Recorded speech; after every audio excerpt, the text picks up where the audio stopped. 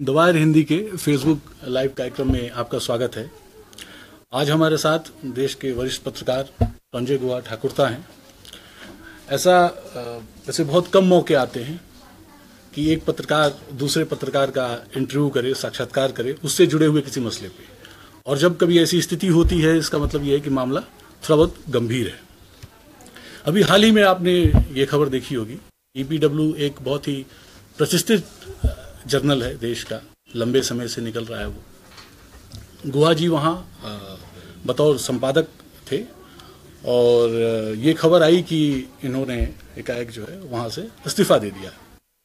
उसके बाद से फिर एक के बाद एक लगातार खबरें ये आती रहीं कि क्या कारण था, उसके पीछे क्या नहीं। फिर ये चीज़ें निकल के आई कि अडानी जो समूह है उससे संबंधित दो खबरें, दो स्टोरी जो है, दो इन्वेस्टिगेटिव रिपोर्ट प्रंजय ने अपने साथियों के साथ मिलके की थी। उसके बाद समूह की तरफ से एक नोटिस आता है, जो ट्रस्ट है, समीक्षा ट्रस्ट जो ईपीडब्ल्यू का संचालन करता है, उसके पास, और उसके बाद से फिर चीजें जो है वो बिगड़नी शुरू होती है। तो सबसे पहले तो हम प्रंजय से ये जानना चाहेंगे कि ये दो जो स्टोरीज थी वो क्या थी। जैसे अगर आप मैं बता पाऊं तो एक खबर जो थी वो हमने वायर हिंदी पे भी इसको लगाई थी। वायर पे दोनों खबरें, वायर हिंदी पे एक खबर है, आप उसको अगर देख सकें, ये खबर थी, और दूसरी खबर थी ये। तो ये दोनों खबरें ईपीडब्ल्यू ने तो अपनी वेबसाइट से हटा ली। अडानी एक लेख जी हटा दिया, दूसरा है, दूसरा अभी भी है। जी पता नहीं कितने दिन रहेंगे, मगर आपका वायर का वेबसाइट में लोगों को मिल जाए। जी हाँ, ये दोनों अगर आप पढ़ना चाहें कि वो दोनों स्टोरीज कौन सी हैं, तो वायर हिंदी पे, वायर इंग्लिश पे, वायर पे आप उसको देख सकते हैं। वायर को भी ये कहा गया अडानी समूह के वकील के द्वारा कि आप इन्हें हटा दें, लेकिन वायर के एडिटोरियल बोर्ड ने, वायर के जो संपादक मंडल उन्होंने तय किया कि ये लेख बने रहेंगे, जिनके बारे में खुद प्रंजय का मानना है कि बिल्कुल एक्यूरेट हैं, फैक्चुअली बिल्कुल करेक्ट हैं, उसमें कहीं कोई दिक्कत नहीं है। तो प्रंजय, पहले हम ये जानना चाहेंगे कि ये दोनों खबरें, दोनों स्टोरीज वो क्या हैं, ऐसा क्या इसमें है कि वो इतना बड़ा तूफान खड़ा हो गया, क्या है इन दोनों? देखिए, जो पहला ब्रजेश जी मैं धन्यवाद देना चाहता हूँ वायर को कि आप लोग ये लेख अभी भी आपका वेबसाइट में रखा। आप डरते नहीं है जब वकील का चिट्ठी आपके पास पहुंच जाते हैं। तो ये जो पहला आर्टिकल है ये करीब 1000 करोड़ का घोटाला है, और ये लेख हम छपे थे जनवरी महीने में। किस तरह से ये वित्त मंत्रालय के एक शाखा है जो खोजी, जो इसका नाम है DRI, directorate of revenue intelligence, इन्होंने लगातार 10 साल का जांच के बाद देखा कि अडानी ग्रुप किस तरह से अलग अलग कंपनी के माध्यम से देश विदेश घुमा के ये जो हीरे का जो कारोबार है, जो व्यापार है, जो वाणिज्य है, जो आप आयात करते हैं फिर निर्यात करते हैं, किस तरह से सरकार को 1000 करोड़ का टैक्स नहीं मिला। तो फिर ये जो मामला फिर सुप्रीम कोर्ट तक चला गया, और सुप्रीम कोर्ट ने ये सारे जो इनके पिटिशन हैं एक तरह से अडानी ग्रुप के इन फेवर उनको समर्थन करके उनको खत्म कर। मगर दूसरी बात जो है, दूसरे लेख जो है, ये है ज्यादा दिन नहीं है, जून महीना में इन्होंने छपा कि ये है किस तरह से एक कंपनी अडानी पावर, इन्होंने भारत सरकार दरखास्त किया है, दावा किया है कि 506 करोड़ रुपया जो हमने कर दिया था, जो सीमा शुल्क हमने दिया था, कस्टम्स ड्यूटी हमने दिया था, ये हमें वापस दे दो।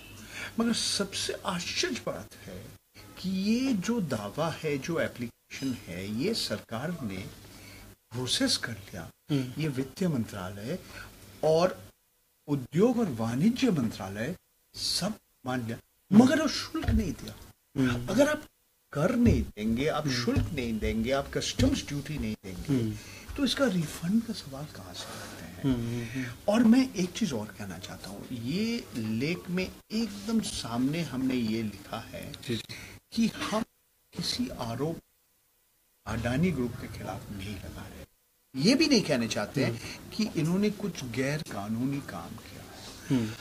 मेरा सवाल भारत सरकार के पास है वित्त मंत्रालय और उद्योग और वाणिज्य मंत्रालय। मैंने अरुण जेटली जी को चिट्ठी लिखी, निर्मला सीतारामन जी को चिट्ठी भेजा, हमने सवाल उठा के चिट्ठी लिखा, हमें ये भी सबूत है, उनको ये भी मिल गया। मेरा सवाल क्या है कि अब सचमुच क्यों ये दावा आप मानने के लिए आगे बढ़ रहे हैं जब वो कर नहीं। गुजरात हाई कोर्ट ने मान लिया, मैं सवाल उठा रहा हूँ हाई कोर्ट कैसे ये मान लिया, सुप्रीम कोर्ट भी हाँ कह दिया, मैं बार बार सवाल कैसे हो सकता है। अभी तक 1 महीने से ज्यादा हो गया ये लेख सार्वजनिक मंच में, जैसे आपका वेबसाइट में सबके सामने है, अभी भी ये सारे सवाल का जवाब हमें नहीं मिला है। ये जो वकील का चिट्ठी है एक तरह से मैं समझता हूँ लोगों को डराने के लिए, मगर वकील का जो चिट्ठी है इसमें भी एक शब्द, एक लाइन, एक अक्षर उन्होंने नहीं किया कि हमने गलत किया। बार बार कह रहे कि आप गौतम अडानी जी और अडानी ग्रुप का मानहानि करने का कोशिश कर रहे हैं। तो मैं बोला नहीं, मैं जो वास्तव है, जो सच्चाई है, यही लिख रहा हूँ। तो यहाँ एक बात ये आती है कि इसके बाद की जो परिस्थिति निर्मित हुई, जिसके बाद आपने इस्तीफा दिया, अगर आप उसके बारे में थोड़ा बताना चाहेंगे, उसके बाद फिर क्या हुआ समूह के ये ईपीडब्ल्यू के अंदर क्या हुआ? देखिए, मंगलवार के दिन, ये 18 जुलाई 2017 के दिन करीब लगभग 12 बजे तो समीक्षा ट्रस्ट हमें बुलाया और हमने पहुंचा दिल्ली में। उन्होंने बहुत कुछ कहा, उन्होंने बोला कि ये एक तरह से मानहानि का मुकदमा है। मैंने बोला नहीं, ये मुकदमा नहीं है, कहीं अदालत में नहीं किया, ये सिर्फ एक वकील से चिट्ठी आया है। तो बोला अगर मानहानि का अगर केस कहीं हो जाता है, इसका Indian penal code, criminal procedure में बहुत पैसा देना पड़ता। मैंने बोला जी आप थोड़ा इंतजार कीजिए। उनका कहना है कि ये अडानी पावर के जो वकील है, इनका चिट्ठी का जवाब एक वकील, उनका नाम है चंद्रचूड़ भट्टाचार्य, उनको मैंने बोला आप जवाब दीजिए। ये सारे जब चिट्ठी आते हैं सबके नाम में आते हैं, प्रकाशक के नाम में आते हैं, संपादक के नाम में आते हैं, जो छपते हैं उनके नाम में आते हैं, जो लेखक हैं उनके नाम में है। तो मेरा गलती क्या था कि मैंने ट्रस्ट और ट्रस्टीज को न बता के वकील से चिट्ठी का जवाब दिया, और दोनों चिट्ठी, जो अडानी ग्रुप का जो वकील का चिट्ठी और चंद्रचूड़ भट्टाचार्य वकील का जवाब, दोनों वेबसाइट में दिया और बाद में उनको बताया। तो इन्होंने कहा कि मैं गैर कुछ उल्लंघन किया, ग्रेव इम्प्रॉप्राइटी और breach of ethics, breach of trust, ऐसा उन्होंने कहा। मेरा कहना है कि देखिए एक तरह से जो प्रोसीजर है, हाँ मैं उसका उल्लंघन किया और मैं माफी मांगने की तैयार हूँ, मैं अपना जो गलतियां है मैं मान लिया, मगर मैं ऐसा कुछ नहीं किया जो हमने जो लिखा है ये कुछ असत्य है या किसी को मानहानि। इसके बाद उन्होंने कहा कि आपके ऊपर जो विश्वास था, संपादक आप 15 महीना 15 दिन संपादक थे, हमारा विश्वास छूट गया। ये भी बोला कि जो संपादक है और जो ट्रस्ट है इसके बीच जो संपर्क है हम लिखित रूप में बना रहे हैं। ये भी कहा कि सह संपादक के बारे में हम सोच रहे हैं कि एक सह संपादक हम ले आएंगे। बोला कि उसके बाद बोला कि ये जो लेख है ईपीडब्ल्यू का वेबसाइट से तुरंत निकाल दो, और अभी अभी निकाल, और अभी अभी आप टेलीफोन करके ये निकाल दो। और साथ साथ बोला कि आप भविष्य में अपने नाम में कुछ लेख आप नहीं छप पाएंगे, पहले ट्रस्ट का अनुमति ले लीजिए।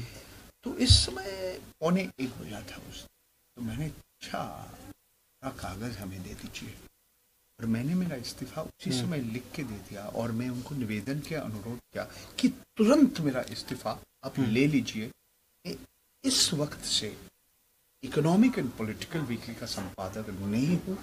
आपने हमें मौका दिया 15 महीना और 15 दिन संपादक होने के लिए, वो जाने माने ये संस्था है, 50 साल हो गए, और इसके लिए मैं गर्वित हूँ और मैं समझता हूँ कि मेरा भाग्य अच्छा है। मगर अभी हमारा समय आया छोड़ने का, और मैं उस समय से संपादक नहीं हूँ।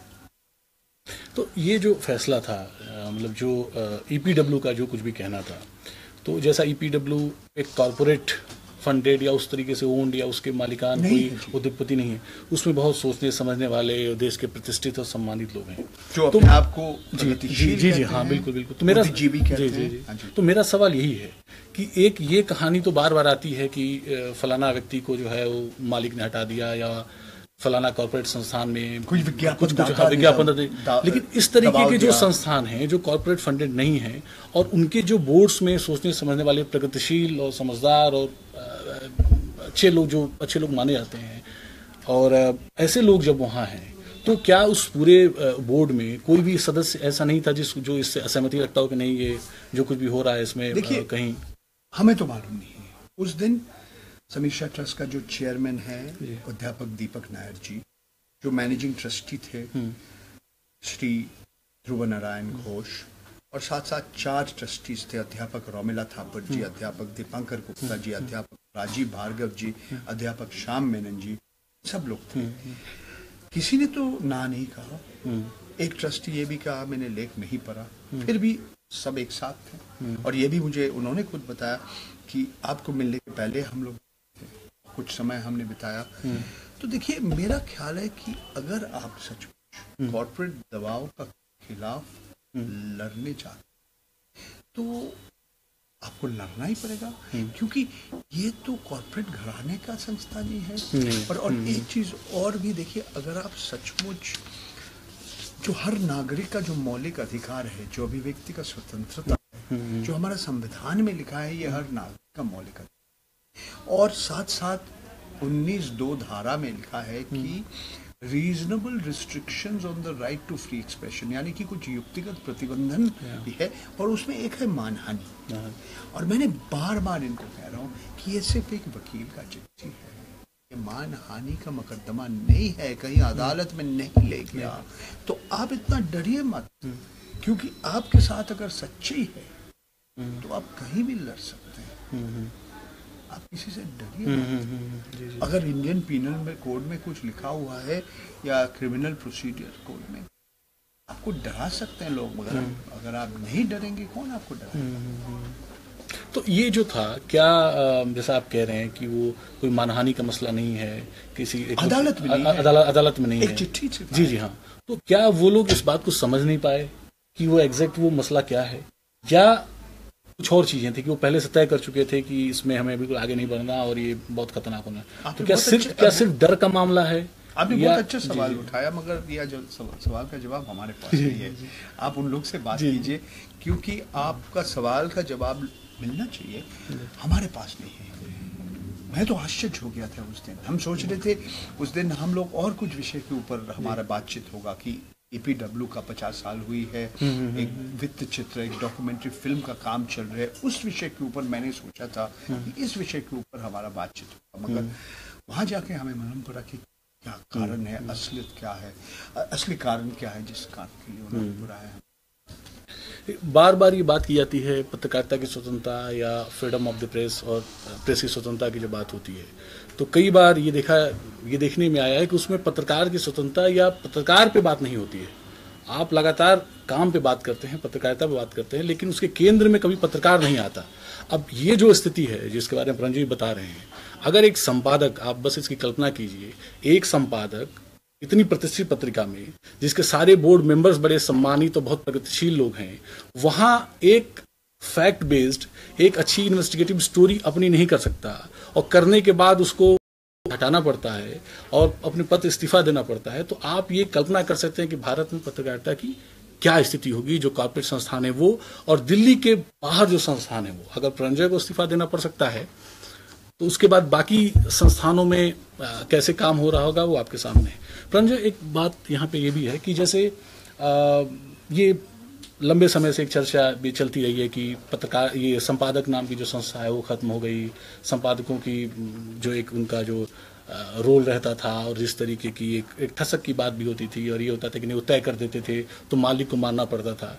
तो अब ये तो मतलब हम देख रहे हैं कि यहाँ तो बिल्कुल एक अजीब स्थिति है जहाँ कोई मालिक भी नहीं, कोई ऐसा भी नहीं है कि कोई मालिक है, क्योंकि समीक्षा ट्रस्ट इसका जितने सारे सदस्य हैं, इन लोग economic and political weekly EPW का मालिक है, क्योंकि प्रकाशक ये है। जी जी जी ये ट्रस्ट संस्था चलाते हैं, नियंत्रण करते हैं इन लोग, ये है इनके मालिक। जी जी जी। तो देखिए, असली सवाल ये है, और ये EPW और समीक्षा ट्रस्ट की बात नहीं है, ये एक जनरल एक बात मैं कहना चाहता हूँ। देखिए, अगर आपके ऊपर कोई दबाव देते हैं, आपका अगर हिम्मत है, आपका अगर ऋण है, और आप समझते हैं कि हमने जो किया, हमने कुछ गलती नहीं किया, तो आप लड़ने के लिए तैयार होंगे।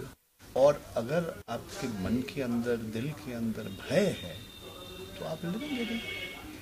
तो ये सिर्फ EPW और समीक्षा ट्रस्ट का बात नहीं है, एक जनरल बात है। आज भारतवर्ष में बहुत सारे कॉर्पोरेट्स है, और कॉर्पोरेट क्यों, राजनेता है, अलग अलग लोग हैं जिसके पास क्षमता है, जिसके पास पैसा है, वो धमकी देके डराने की कोशिश करते हैं, कानून दिखा के लोगों को धमकी देते हैं।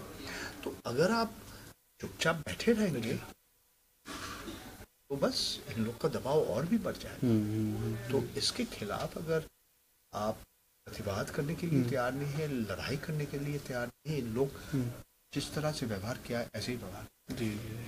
अच्छा, एक सवाल, एक चर्चा लंबे समय से ये चलती रहती है कि जैसा आपने देखा होगा कि 2G वाले मामले में आउटलुक ने जो पब्लिश किया था, तो उस समय विनोद मेहता का बयान आया था कि नीरा राडिया, हाँ राडिया, राडिया जी जी, राडिया टिप्स में, तो उस समय उनका बयान आया था कि इसको पब्लिश करने के बाद जो है टाटा ने विज्ञापन बंद कर दिया।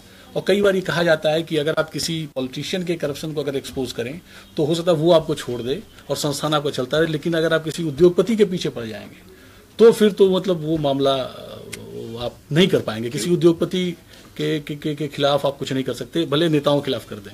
क्योंकि बहुत सारे विज्ञापन दाता है, कॉर्पोरेट घराने का मालिक है, जिनका विज्ञापन के ऊपर मीडिया संस्था, लोक माध्यम का संस्था चलता है। बहुत सारी संस्थाएं जिसका 90, 95, 99% आय इन संस्थाओं से आते हैं, इनके विज्ञापन से, इनके स्पॉन्सरशिप से आते हैं। तो आप समझते हैं कि अगर आप इनके खिलाफ कोई अप्रिय सच भी, कोई सत्य भी लिखें, अपन बंद हो जाएगा, तो आपका तनख्वाह कहाँ से आएगा, आपका अगला महीना में कौन आपको तनख्वाह देंगे? ये बहुत बड़ा समस्या है, ये हमारे देश में भी है और देश में भी। एक तरह से ये जो मुद्दा है एक अंतर्राष्ट्रीय मुद्दा है। फिर भी अगर आप समझते हैं कि एक पत्रकार का काम है, एक स्टेनोग्राफर का काम नहीं है, एक PRO का काम नहीं है, एक विज्ञापन एजेंट का काम नहीं है, तो आपका अगर काम है कि जो आज क्षमता में है, वो जो भी है, राजनेता हो सकता है, कॉर्पोरेट घराने का कोई पूंजीपति हो सकता है, कोई बड़े बड़े सरकारी ऑफिसर होता है, अगर आपका काम है, अगर जो अप्रिय सत्य है ये सबके सामने, आपके पाठक के सामने, आपके दर्शक के सामने ले आए, तो आपको यही आपका काम है। आप कहते हैं लोक माध्यम लोकतंत्र का चौथे खम्भ, तो सचमुच के चौथे खम्भ है। अगर हमारे देश में इतने सारे पत्रकार उसको सरकार के खिलाफ या बड़े बड़े पूंजीपति के खिलाफ, अगर सच्चाई है, सत्य ये भी लिखने के लिए, प्रकाश करने के लिए तैयार नहीं है, तो मैं समझता हूं कि इस देश में सचमुच अभिव्यक्ति का स्वतंत्रता नहीं है। मगर ये मानने के लिए तैयार हूँ, आपका वायर जैसा वेबसाइट, ऐसे भी है और भी ऐसे वेबसाइट है। मैं सिर्फ कहना चाहता हूँ, देखिए, अगर मीडिया का कोई भूमिका है, एक लोकतंत्र में है, वो है समाज में पारदर्शिता लाना, जो भी क्षमता में है। अगर ऐसा नहीं है कि आपका खिलाफ लड़ना पड़ेगा, मगर अगर कुछ वो गलत काम करते हैं तो आम आदमी को कैसे मालूम? यही रास्ता है। और अगर पूरा आप जो विज्ञापन दाता कहेंगे या नहीं कहेंगे, या बड़े बड़े राजनेता, क्योंकि आज सरकार भी बड़ा विज्ञापन दाता है, बिल्कुल, तो फिर सचमुच ये पत्रकारिता नहीं है। और मैं समझता हूँ अगर हमारे देश के पत्रकार लोग मान लेते हैं तो हमारे देश का लोकतंत्र और लोकतांत्रिक जितने संस्था और भी कमजोर हो जाएगा। एक आखिरी चीज में जी कहना जी चाहता जी हूँ, 77 साल में जब आपातकालीन समय के बाद जब मोरारजी देसाई का सरकार, उसमें लाल कृष्ण अडवाणी जी वो सूचना और प्रसारण मंत्री थे। आज तो बहुत नाराज है, वो एंग्री ओल्ड मैन हम कहते हैं, भारतीय जनता पार्टी का एंग्री ओल्ड मैन है। उस समय सवाल एक बार उठाया, इसी में सवाल उठा कि अडवाणी जी इतने सारे हमारे भारतीय संपादक इतना आसान से इंदिरा गांधी सरकार और जो आपातकालीन स्थिति में मान लिया, और बहुत कम पत्रकार को जेल जाना पड़ा। तो उन्होंने अंग्रेजी में कहा कि when they were asked to bend they crawled, मगर उसको झुकाने के लिए किसी ने कहा था, मगर वो लेट गया, जमीन में लेट गया, साष्टांग में प्रणाम करना शुरू। जी जी आज दुख का बात है कि किसी को झुक ही नहीं कह रहे हैं, वो लेट गया सरकार के सामने। यही एक सवाल मेरा आपसे है कि जैसे ये एक बहस, एक चर्चा बहुत पिछले कुछ समय से ये काफ़ी चल रही है कि जो प्रेस की स्वतंत्रता का जो पूरा मामला है, लोगों का एक तबके का ये कहना है कि ये जो वर्तमान जो सरकार जब से आई है तब से स्थिति बहुत खराब हुई है। पिछले भी खराब था। जी जी ऐसा नहीं है कि 10 साल जब यूपीए सरकार चल रहे थे, जो कांग्रेस का सरकार चल रहे थे, स्थिति बहुत बड़ा अच्छी थी। और मेरा यही कहना है कि पिछले 3 साल ये जो मोदी सरकार के समय में भी स्थिति और खराब हो गया, और आज डरे हुए हैं। उन्नति तो भूल ही जाए, स्थिति और खराब हो गया। यही मेरा कहना है। मतलब पहले से स्थिति और खराब जी। अच्छा, एक चीज जो छोटा सा एक आखिरी सवाल आपसे है कि जैसे एक तरफ पूरा जो कॉर्पोरेट ओन मीडिया है, दूसरी तरफ हमारे पास ईपीडब्ल्यू जैसे संस्थान थे, या वायर जैसा एक स्क्रॉल या जी जी जी, आप लोग तो आगे आपको क्या लगता है किस तरीके का मॉडल, जिस तरीके की स्थिति देश में है और जिस तरीके की कैपिटल की जरूरत है इसमें, इस पूरे एक तरीके से मीडिया में, अब क्या लगता है आगे क्या कौन सा मॉडल या किस तरीके से चीजें बढ़ सकती हैं? में भी आप पानामा पेपर्स देखा था, ICIJ international consortium of investigation, जैसे वायर जैसे संस्था है, जैसे ईपीडब्ल्यू संस्था, इन लोग के पास अभी भी मौका है जी बड़े बड़े कॉर्पोरेट घराना और सरकारी दबाव के खिलाफ विरोध कर सकते हैं। अभी भी इनका मौका है, मगर सचमुच वो करेंगे कि नहीं, ये और दूसरी सवाल है। ये सारी संस्थाओं का मालिक उनको लड़ने का हिम्मत देंगे कि नहीं, उसको समर्थन करेंगे कि नहीं, ये बड़ा सवाल है। तो मैं समझता हूँ अगर आप बड़े बड़े पूंजीपति, बड़े बड़े कॉर्पोरेट घराना, बड़े बड़े विज्ञापनदाता के उनके पूंजी के ऊपर, उनके पैसे के ऊपर अगर कम निर्भर करेंगे, सरकारी विज्ञापन के ऊपर कम निर्भर करेंगे, शायद आपका स्वाधीनता, स्वतंत्रता और भी जोरदार हो जाएगा। मगर देखिए, ये समय बताएंगे कितना जोरदार आप है, आपका ऋण कितना, आपके ऋण में कितना ताकत है, आप झुकने के लिए तैयार है कि नहीं, ये समय बताएंगे। बहुत शुक्रिया प्रंजय। तो ये थे प्रंजय गुहा ठाकुर था, आप हमारे साथ बने रहे, इसके लिए बहुत शुक्रिया।